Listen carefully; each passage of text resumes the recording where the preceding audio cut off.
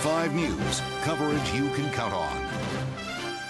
Side. We have Sweetwater Police undercover officers and people, folks from the Doral Police Department here that have joined in this chase. It was on the turnpike. The driver of the cab here got off and was on 58th Street, went east to 114th Avenue, north to 74th Street, and then back westbound, got onto the turnpike, and then continued northbound. When this is over, we will have video for you of the spin out on the roadway here on the turnpike going northbound as he continues now northbound. I'm going to look back at the GPS one more time here and tell you that we're coming up to the intersection north of 100. They're just missing a vehicle. Wow. 183rd Street, the intersection of 183rd, I-75, and the turnpike. We're going to see, let's see, we'll bring the camera back out here and just show you where he is here. We can go.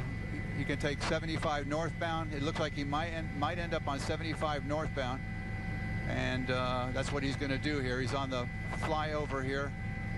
They're advising the Miramar Police Department and the Pines Police Department that this vehicle, they've given the description out of the driver as he continues to swerve in and out of traffic here going northbound. Here he's going to run into slower moving traffic here. Very dangerous situation, obviously. And again, we want to advise everybody that we are showing this live, and what you see here is what you see. So if this is something that you don't think is appropriate, then might be time to seek an alternate viewing choice for the next few minutes. But in the meantime, the vehicle now in the 6 lanes that go, 5 or 6 lanes that go northbound.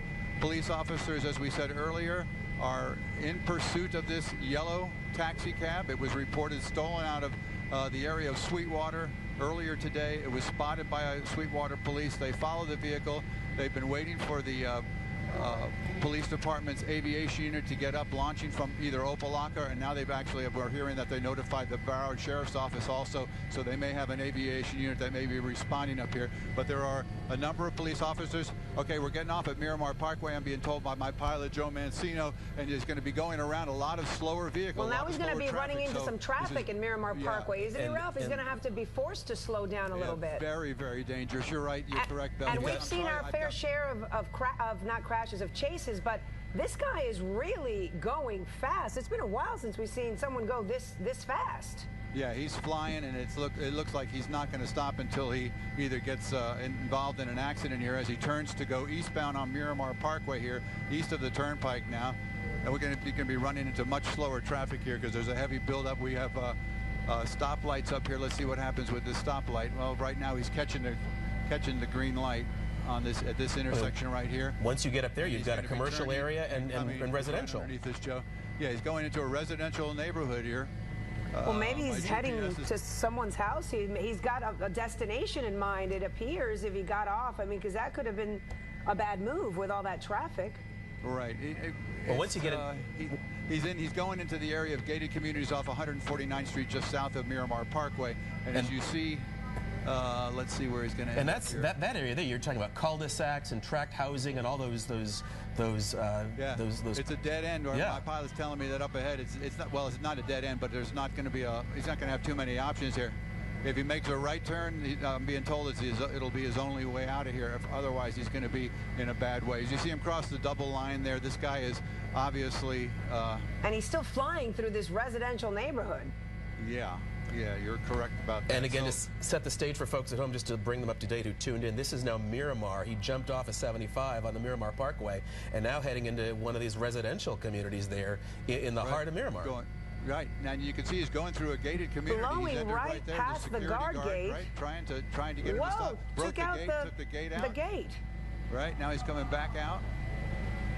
Well, he obviously figured out he didn't have many options on that same road. Now, if the police have been able to keep up with him and know where he is, and if anybody back there at the station wants to clue them in that we're directly overhead, that he's got police coming straight at him right now.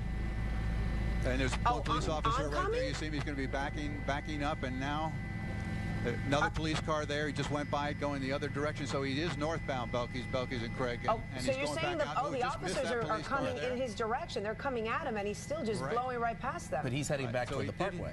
Right, he did hit that cul-de-sac we were talking about, made a U-turn. We got 3 police cars up ahead here that he's going to have some difficulty with. Let's see what they do here.